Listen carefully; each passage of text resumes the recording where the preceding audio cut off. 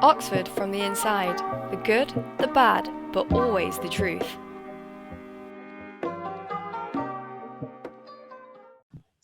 Hey guys, welcome to Oxford from the Inside, the good, the bad, but always the truth. Today we're joined by Laurel and Grace. Would you guys like to introduce yourselves? I'm Laurel. I'm just going into my third year at Jesus College, Oxford, studying English. I'm Grace and I've just graduated from Trinity Hall College, Cambridge, and I was studying English. So today we're going to be talking about differences between studying English at Oxford and Cambridge. A question I imagine lots of prospective English students have to face, trying to decide between the two unis. So starting it from the beginning, what is the application process like for Oxford and Cambridge? If you'd like to start, Grace.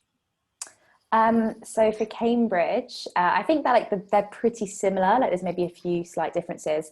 It always starts with like applying to every other university. You submit your personal statement, and I think for the English personal statement, you kind of want to fill it with books that you've read that have really had an impact on you, and try and show them through how you talk about these books that you're really passionate about the subject. And then you submit your personal statement, and then you submit, I think it was 2 pieces of written work. And I just sent like an early draft of my English coursework, and then and then like a homework essay I'd done that was like exam practice. And then this is where I think there's a slight difference. Cambridge, everyone who applies has to fill out an SAQ, which is kind of a supplementary questionnaire form. And that's a chance where if you're applying for, say, combined courses at other universities like joint honours, but at Cambridge you're just applying for English, you can write like a second personal statement or a bit more information explaining why you're doing that. And then you sit the entry exam, which I sat in my college, so I didn't have to go for Cambridge for that. It was quite, chill and relaxed because it was in my college setting. It was really nice. And then after that, if like they've liked your application so far, you get invited for an interview, which takes place in December, and then you hear in the January whether or not you've got an offer.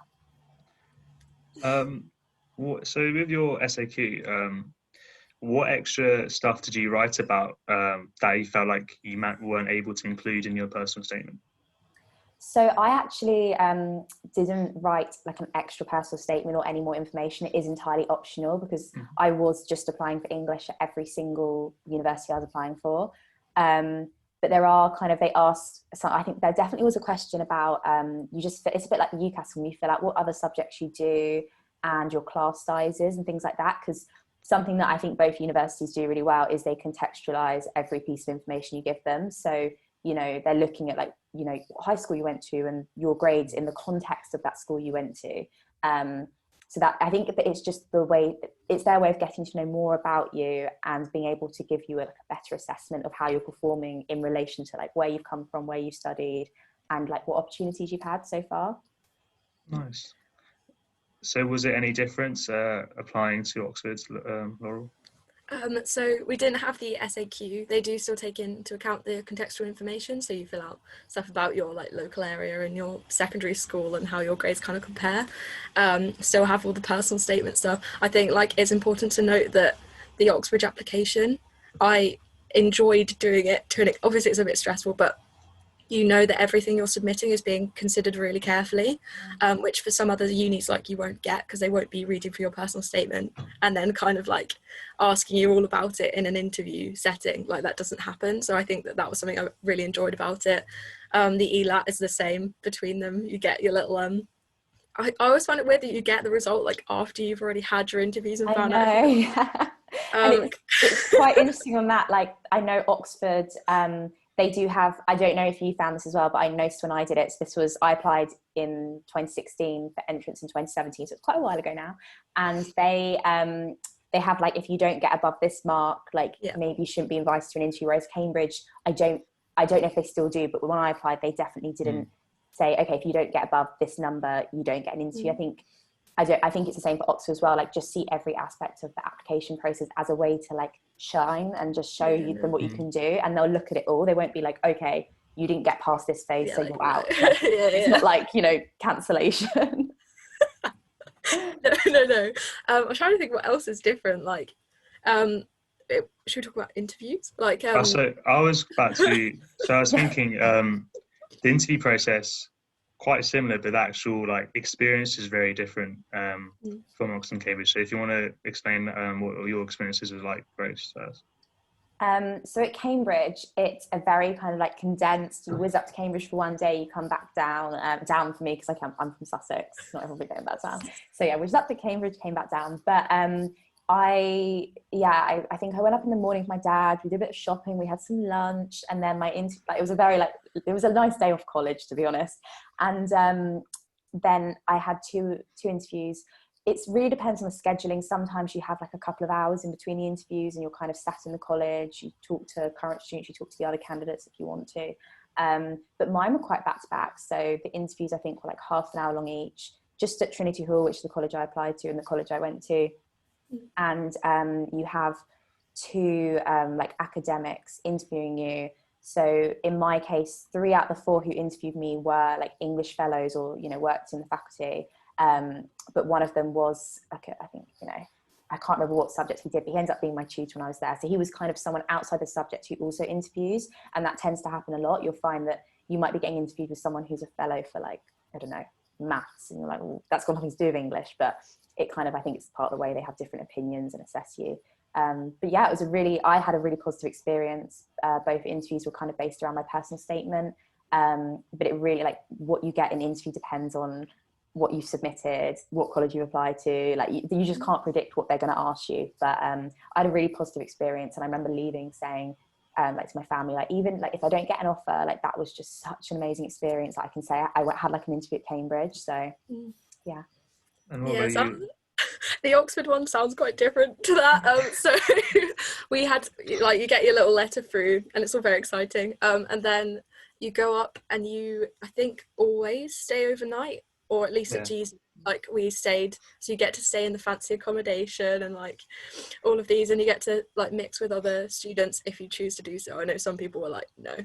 But then so Jesus, you always get 2 interviews. I think that's quite typical because we had one on an unseen poem, which I was losing it over because I was like, oh my god, I don't know how to do this, but it went fine, it was okay. So you had to go and read this poem for half an hour, and then you go into the room with the tutors. They've got like comfy sofas and stuff. They're like, oh, sit down, do you want some tea? Really chill, like, we get that you're nervous, it's fine, just like, let's talk about the poem. So I had Robert Frost's Design, but obviously you don't know that because it's unseen.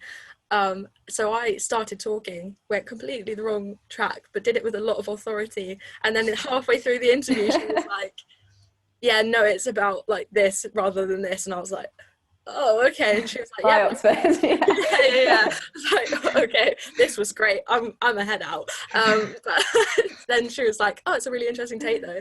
And then because it's I think it's the same for you, it's a language and literature course. So then they were like, we'll field you a language question. So they were like, why are words spelled the way they are? And I did this whole like thing about Americanization and colonial, like. That's really interesting, because I think at Cambridge, we'll get on to this, but we have like a theory paper, but there is a linguistics degree you can take at Cambridge. So it's definitely more, it's called the English degree, but I think it's definitely more lit than it is lang. Ours definitely is after the first year, like there's a lot more literature elements. And then you said about your like interviews were all personal statement based. So the second one for me was that it was written work and personal statement. So they were asking me, I made a comment about how my biology A level would help me with English and like showed the importance of English. Classic. So they asked me about that, and then we spoke about an essay I'd written on Hardy and eco-criticism, and ended up completely like reworking my argument. But I think as soon as you kind of calm yourself down, you actually do really enjoy it, because obviously these people know what they're talking about, and give me your ideas. And so similar thing, I think it's also interesting, like someone said to me before my interview, you have got a bit, you're not completely like without authority now, you've got control over the conversation. So I got asked by this fellow who ends up being my DOS, and I have to say as well, you go from being interviewed by people to like I email my DOS still, like even though I've graduated, you have a really close. What's his name? So I had Daniel Tyler. He was actually started when I started. He was my part 1 DOS, and Jane Partner. What's a DOS? Sorry. Oh my gosh, I thought you meant name. No. This is another difference, isn't it? Yeah, no, sorry, director of studies. Oh, okay. Sorry, I I'm with should you get now. Makes so much sense. Yeah, I'm I was so like- sorry, I forgot. Yeah, key difference. These like different names people have. So yeah, director of studies, and they basically are kind of like, they look after your academic, you know, they organise your supervisions and stuff like that. Yeah. So yeah, so you have the interviews with the people that go on to be your director of studies and your DOSs, and you develop a really nice working relationship with them. And like the minute you get in there, they just calm you down. They, you know, ask you questions, and you can say, "Oh, I don't quite understand that. Could you rephrase it?" And they're there to help you. Like they're giving you their time because they really want to like you. And so I think it's important to remember, like, they're on your side, they're rooting for you. And I think that's, like you say, like they do just relax you and calm you down. But yeah, of course it's nervous. It's nerve-wracking. It's with Cambridge, sorry, is it because you can kind of direct your college application in terms of like who you want to tutor you? It doesn't always work like that. But obviously like specific tutors have specific interests in the colleges, so I don't know if that kind of affected where you were applying or... No, not at all. To be honest, I was kind of, never really thought I'd get into Cambridge. So when I approached applying, no, I didn't. So when I approached the application process, I kind of just went with the pretty college, and someone advised me, oh, I think Trinity will be a nice fit for you. Like someone at New Cambridge said, oh, I think Trinity could work for you. It's quite friendly community, small, which it is. It's lovely, and it's also that like old red brick, pretty Cambridge college, which I really wanted. So I have heard of people like applying to colleges because they really like an academic there, but that personally wasn't the reason I applied. I think everyone has their reasons for why they apply to the college they do, or some people, I know you can do this at both universities. You can send in the open application and just say, I don't mind which college I get allocated.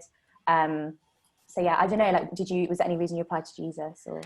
Well, I know like for second year it's super helpful because my head tutor is like the Chaucer lady, so she does all the books and everything, and it's when you get your first reading list through and it's just your tutor's name, and it's not even like a flex, it's literally just because they're the best in their field, so theirs is the best criticism, but it threw me around a loop, like it's just very cool. But I didn't pick based on that, I just knew that was something that sometimes affects decisions. But so would you guys suggest like prospective students to look at what the English tutors at different colleges do in their spare, like as their like academic life, to then choose a college, or should that not take into account?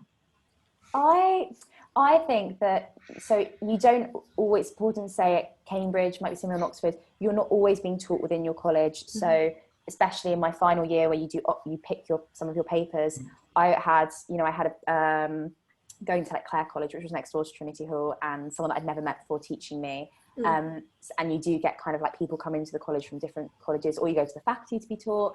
I had a lot of supervisions with the people at my college, but it doesn't always work out like that. So if there's someone at the college that doesn't teach, I don't know, the medieval paper, like you were saying, you'd be sent elsewhere. And that sounds really like, sent elsewhere, but they have working relationships with other academics at other colleges, so which is really nice actually, because it means you get to see the inside of other colleges, like, which you do anyway as part, like when you're at university, but you get to kind of like broaden the people you're mixing with and learning from. So I'd say it's really positive. So I think if there is someone you really admire at a college, by all means, if that's the reason you want to pick that college, like, do it, but it doesn't mean you're necessarily going to be taught by them.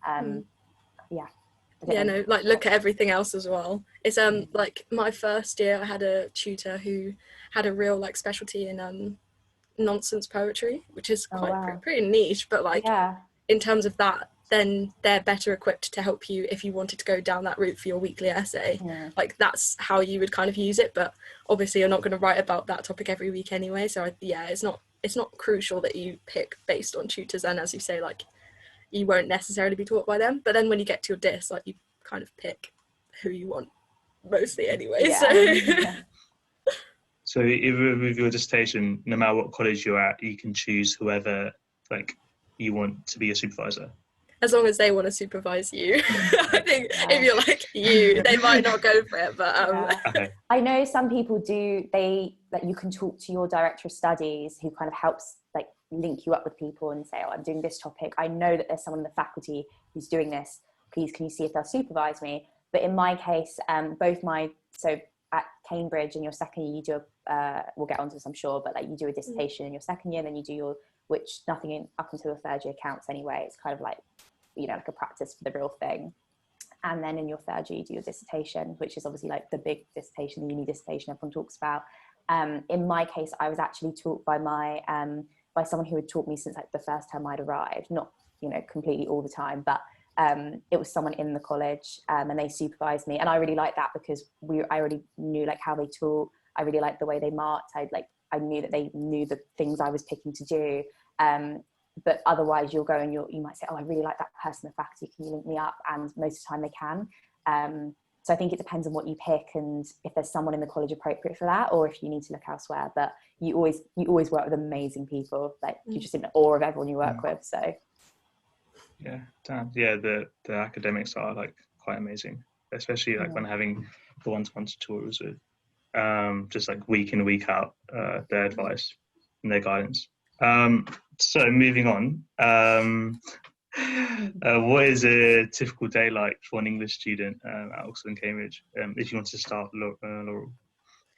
So this is a productive day, basically what I've like outlined. So it's not always like this, but kind of like sample. So you could have a class in the morning, which would be for like a smaller college. It's usually about 6 English students. So we'll all be in there with the tutor. And second year, beautiful Troilus and Crusade commentary classes, that old chestnut. So we just kind of talk through a passage to kind of help towards the final exam, which you take in third year. And they're always good fun, like everybody has a laugh, which may or may not help in the end, but I've always enjoyed the classes. And then you might, if you're feeling extra fancy, head off to the English faculty for a few lectures. There's no like compulsory lectures. I know at some unis you have to like tap in and things like that, but you don't have to do that at Oxford. It's just that your tutors might ask you, oh yeah, did you go to that lecture? And it's kind of difficult to kind of go, yeah, definitely, like I went to that one, yeah. But it's also because the faculty is so big at Oxford, there's so many different academics that literally just want to talk about what they love doing. So I had 3 lectures on detective fiction in first year, which was kind of like nothing to do with what I was studying, but also really, really interesting. So I went to those. So you might have like a few lectures in a day, and then I've put like lunch in Oxford, so you can go lots of different places, the best bit of the day, obviously. And then maybe like a tutorial in the afternoon. So you have it usually in college / wherever your tutor is. And it's an hour. Mine have always been with 2 people. Which I find kind of helpful because you can bounce off each other, especially if you're having a bit more of a slow week. So you kind of support each other through that. And it's basically, you have the weekly essay that you submitted like a few days before, and you'll talk through it with your tute partner and your tutor and kind of push your ideas further. And they're so fun. Like as soon as you relax into it, like they're the best teaching, I think, which is kind of the draw of Oxbridge usually. And then I said like, you can go to the Radcam or like to your college library to read for the next essay, because you usually have like 1 a week, but it can be 2. It depends on your tutors and how mean they're feeling in that week. So yeah, that's about a day. So I'd say it's pretty similar. So I kind of thinking of a typical day for maybe like when you're in your first year, because I guess the people watching this will be there first if they're applying. So kind of wake up and all the lectures again in Cambridge, they're not compulsory. So you pick and choose based on the weekly essays you're doing. So there's always like an introductory circus, they call it, for like each paper. The first week of lectures is always like covering major themes in the paper you're studying. So everyone goes to those because it just gives you a really good insight. And then there'll be series. So like there was definitely ones on like the city in Victorian literature, and then, you know, maybe like, you know, nature, or, you know, that's really basic. They're a lot more kind of advanced and detailed than that. And then sometimes it'll be run by just like the same academic, and they'll do 4 lectures, or other times it'll be, you know, a theme, and then you have different lecturers come in and give their take on it. But they are all non-compulsory, so you only go to what's going to benefit your weekly essay or like the text you want to study later in term. So yeah, so maybe some lectures in the morning, depends how you feel. And then that would kind of normally take you up to like midday. I'd then usually either stay on the Cambridge, it's called the Sidgwick site, and that's where a lot of the humanities libraries are, the lecture halls. It's kind of just like campus, it's part of the university. And I'd either stay there and do a bit of work, or maybe like pop to the library, get my books out for the week, or I'd head back to college. I'd do this more often, sit and chat with my friends over lunch in college. And then, you know, maybe in the afternoon do a couple of hours in the library, like you say, like reading to the next essay or finishing some work off. But then, yeah, in your afternoons or any time of day, you have your scheduled like weekly supervisions, which are talking about your weekly essay. And then, yeah, I mean, it's just kind of when I then tried in the evenings to always, sometimes you're working later and doing more work, but, you know, fit in, you know, seeing friends, going out, you know, the weekends you play a bit of sport, like college sports are really chill and easy to get into.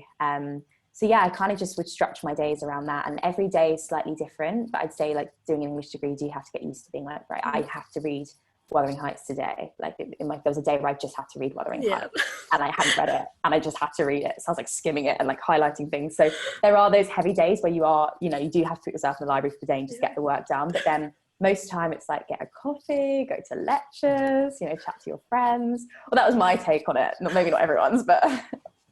I left myself Middlemarch to read in a day, which is, don't do it. It's a bad idea. Yeah, like not leading by example, like reading a long book in a day is never fun. It's just, and you never like get your head around it properly. But, No. Yeah. Yeah, I did the same though, all too often. Talk like just springing off from that. Do you guys feel like you have to be a fast reader to do an English degree, or do you hone in that skill?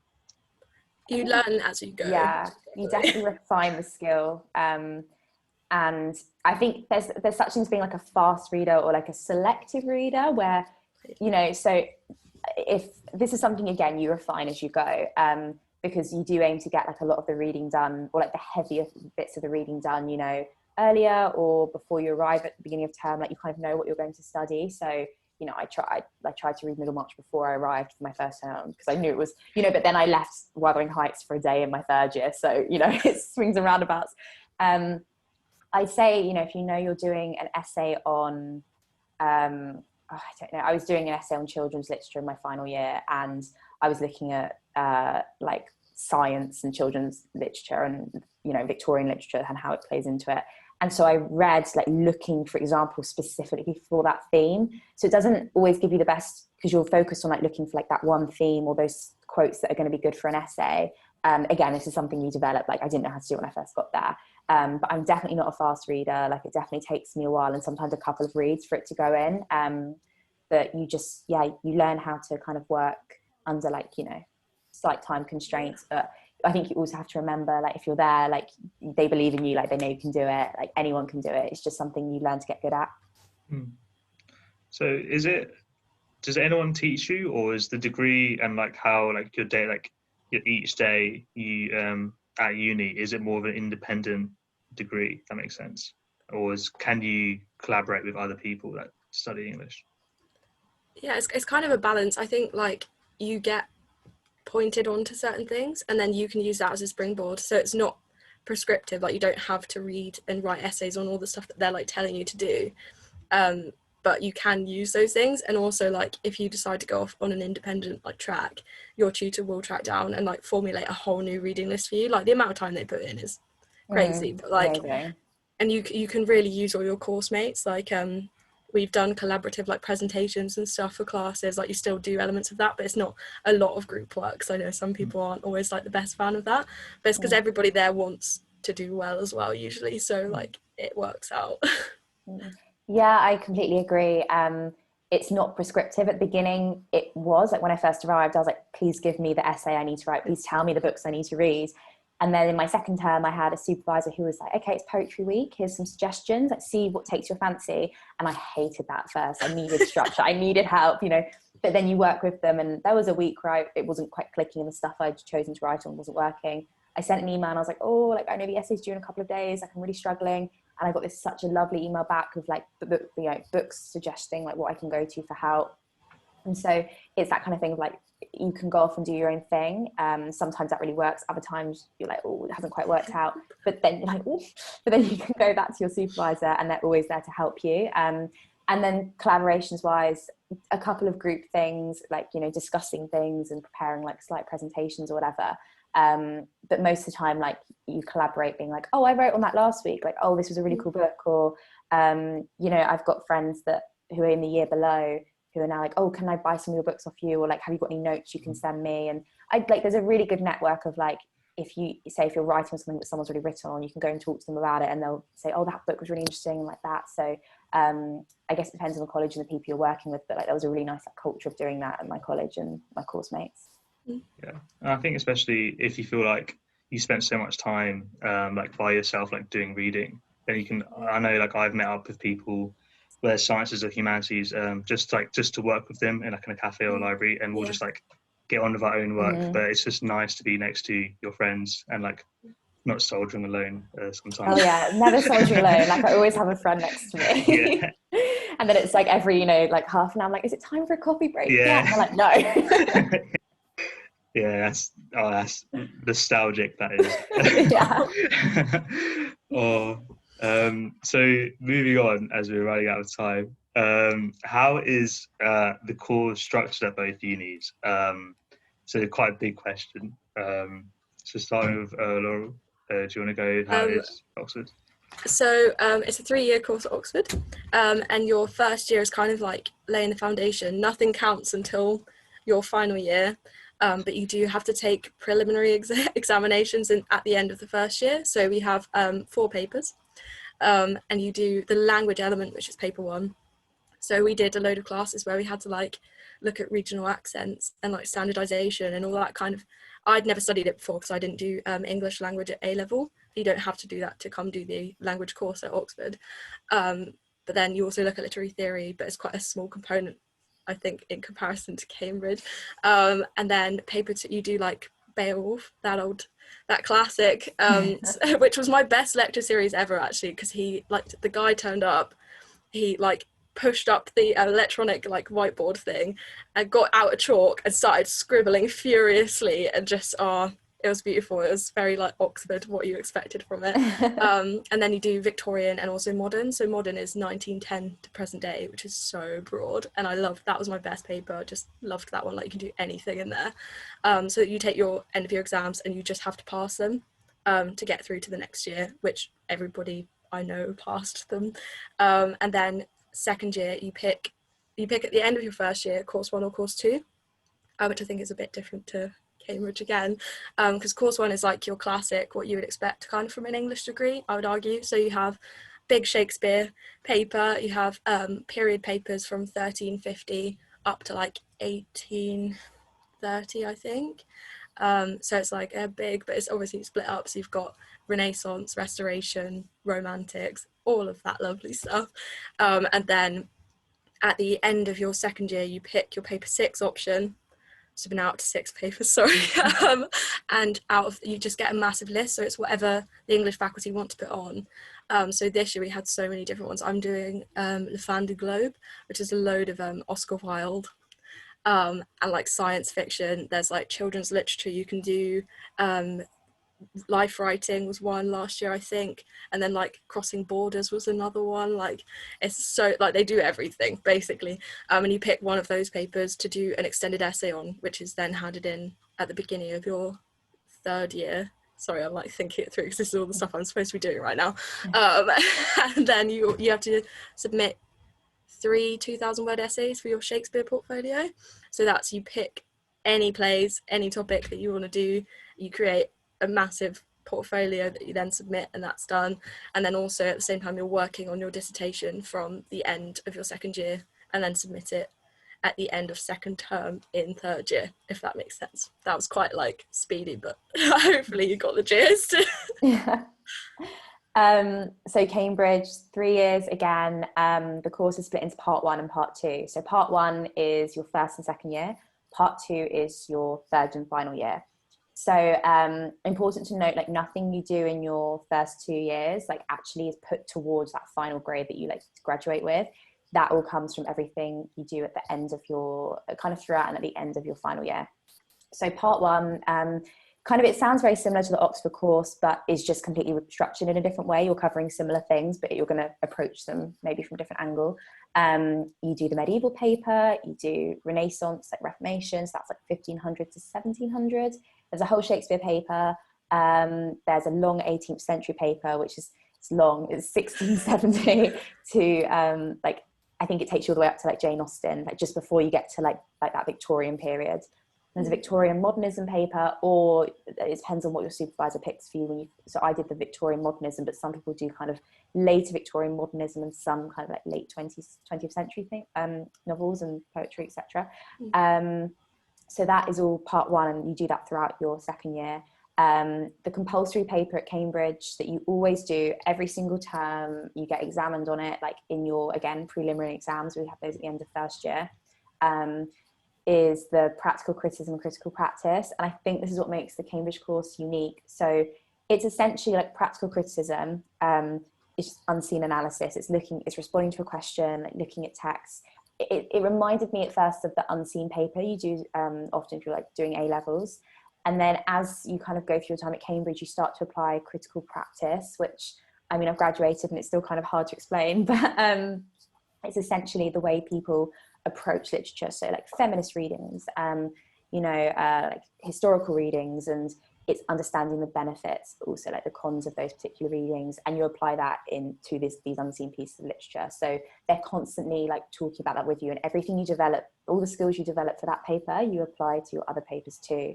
But then in final year, in second year, you also have a compulsory dissertation, which substitutes one of your exam papers, slightly shorter than your like big dissertation, but you can kind of pick anything. So I wrote mine on George Eliot, who I absolutely love, and I adored that paper and I loved my dissertation.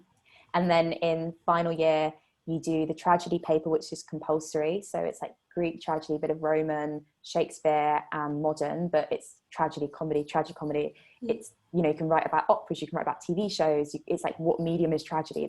It's like a really exciting paper with loads of options. So everyone really enjoys that. And then practical criticism you're still doing. And then your dissertation is compulsory, but then you pick 2 optional papers. And again, it sounds like Oxford, the list is just all these different papers, and every year, like some papers go, some papers arrive. I picked to do, like they call it the special, like Victorian period. So it's kind of like the 25 years before and after Origin of Species, which was Darwin's obviously like kind of monumental scientific study, and thinking about like literature before and after that. And I loved that paper because it allowed me to go back to stuff I did like right at the beginning of my first year, and like do more George Eliot, but approach it in a different way, like do Dickens, do this. And then I did the American paper, which, just my favorite paper. Absolutely loved it. I wish I could have, now I'm like, I wish I could have done every term on American literature. So yeah, it was nice to have that freedom to pick at the end of your degree. Not that you can't pick, as we've said, your essay topics and what you're writing on, but, actually picking a paper to do. And then kind of along the way, you'll have like seminars for those optional papers. At the end of first year, you'll have seminars for Shakespeare. So it's kind of based around lectures, supervisions, a couple of seminars and classes. So pretty similar, but obviously just structured in a slightly different way. So it sounds like the courses are, to me at least, almost identical. Is that fair to say? Yeah, I think so. So I guess for anyone applying, I guess like all the other factors of how Oxford and Cambridge are different should very much be the factor. Definitely.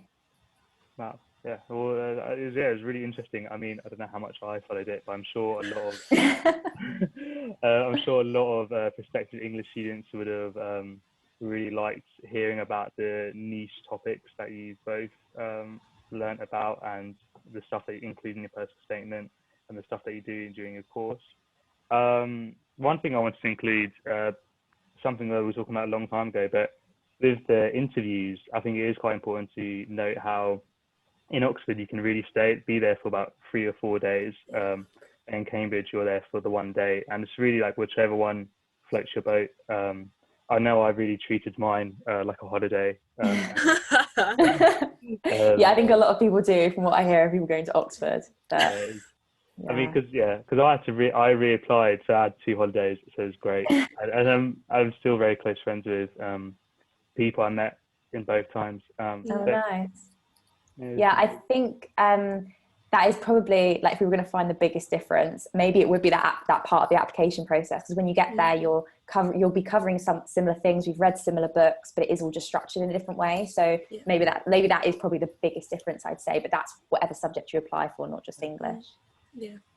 So I guess like finding which college you prefer, whether it's in Oxford and Cambridge, and which city you prefer as well, because those cities are quite different. Yeah, very different cities. Yeah. Is there anything else that you guys wanted to say about English at Oxford or Cambridge? No. there's Apply, give it Yeah, I was a gonna say, go. apply. Just apply, just apply. Oh yeah, I mean, yeah. If anyone's listening and they love English and they think they can see themselves, oh yeah, I think I'd really enjoy studying at Oxford, do English. Then definitely apply. You've got like Just go five. for it. You've You got got five. Yeah, you've got 5 university options, and there's no one really needs all 5, so there's nothing to lose by applying. But that's all that we've got time for today. Thanks for the viewers for listening, and thank you, Grace and Laurel, for such an interesting conversation. I very much witnessed the conversations. That's okay. Thanks for having us. No, it's really lovely to do this. And we'll see you guys next time. Bye. Bye. Bye.